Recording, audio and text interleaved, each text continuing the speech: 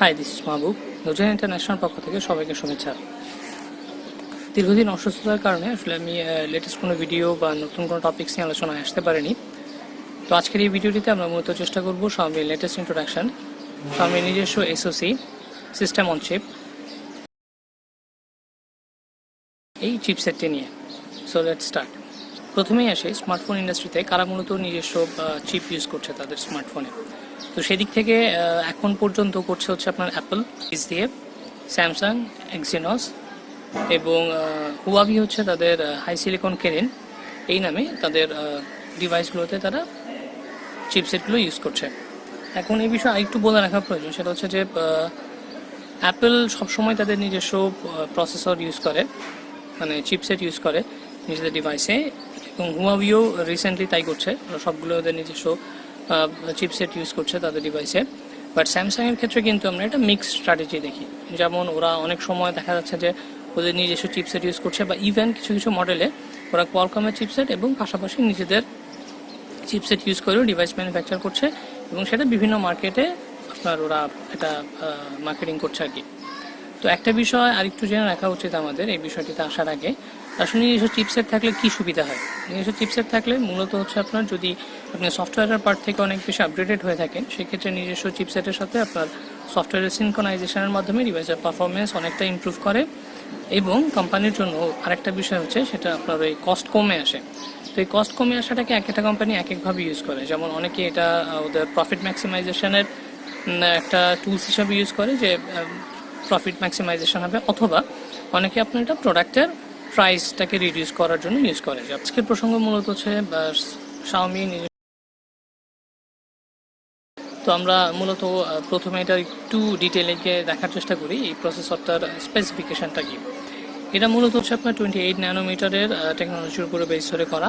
এর একটা অক্টা কোরের প্রসেসর, এটা হচ্ছে Cortex A53 উপরে বেস ধরে করা। এখানে চারটা হচ্ছে হায়ার ফ্রিকোয়েন্সিতে অপারেট করবে, চারটা কোর, এবং চারটা কোর হচ্ছে আপনার কম্পারেটিভলি লোয়ার ফ্রিকোয়েন্সিতে অপারেট করবে। হায়ার ফ্রিকোয়েন্সিতে অপারেট করা কোরগুলোর গিগাহার্টস হচ্ছে, মানে ফ্রিকোয়েন্সি হচ্ছে 2.2 গিগাহার্টসের, এবং লোয়ার যেই কোরে লোয়ার যে ফ্রিকোয়েন্সিতে অপারেট করবে সেই চারটা কোর হচ্ছে আপনার 1.4 গিগাহার্টস। তো সেই দিক থেকে ডেফিনেটলি আপনার হায়ার এবং লোয়ার সাইড দুটারই ফ্রিকোয়েন্সি যথেষ্ট বেশি আমি বলবো।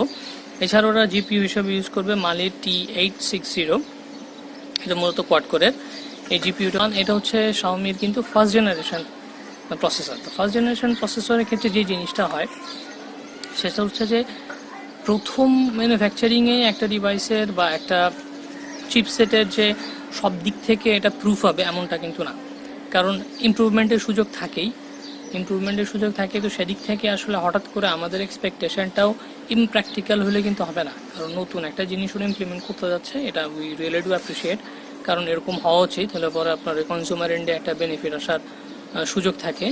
বাট এরকমটা আবার আশা করা ঠিক না যে একদম প্রথম ফার্স্ট জেনারেশনের চিপসেটেই তাদের পারফরমেন্স খুবই আউটস্ট্যান্ডিং হবে।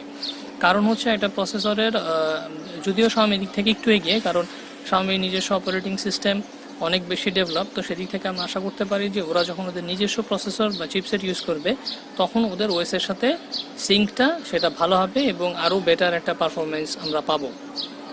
বাট প্রসেসরের ক্ষেত্রে সবচেয়ে বড় চ্যালেঞ্জ সেটা হচ্ছে যে একটা প্রসেসরের পারফরমেন্স মেনটেন করে আসলে সেটার ওভারহিটিং ইস্যু, থ্রটেনিং, তারপর হচ্ছে আপনার ওই চার্জের যে ব্যাটারি ব্যাকআপ আর কি, এই জিনিসগুলো কিন্তু খুবই বড় চ্যালেঞ্জ।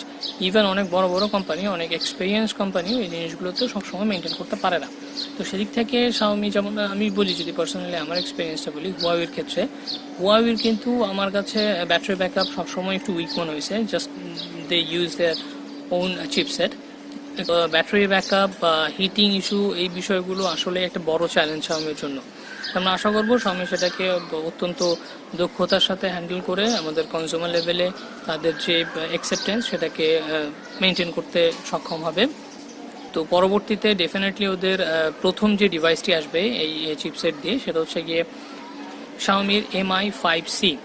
তো সেই ডিভাইসটা রিলিজ হওয়ার পরেই আসলে এটার পারফরমেন্স দেখে আমরা আরও ডিটেইলে বা আমাদের যে মতামতের সাথে প্র্যাকটিক্যাল যে সিচুয়েশন সেটার একটা প্রপার কম্পারিজন আমরা করতে পারবো। আমাদের এই ভিডিওটি যদি আপনাদের ভালো লাগে অবশ্যই আমাদের চ্যানেলে সাবস্ক্রাইব করে রাখবেন এবং আমাদের ফেসবুক পেজে আমাদের লাইক দিয়ে আমাদের সঙ্গে থাকবেন এবং অবশ্যই আপনাদের সাজেশনগুলো আমাদের কমেন্টসের মাধ্যমে জানাবেন। পরিশেষে আপনাদের মূল্যবান সময় দেওয়ার জন্য অসংখ্য ধন্যবাদ। ভালো থাকবেন, সুস্থ থাকবেন।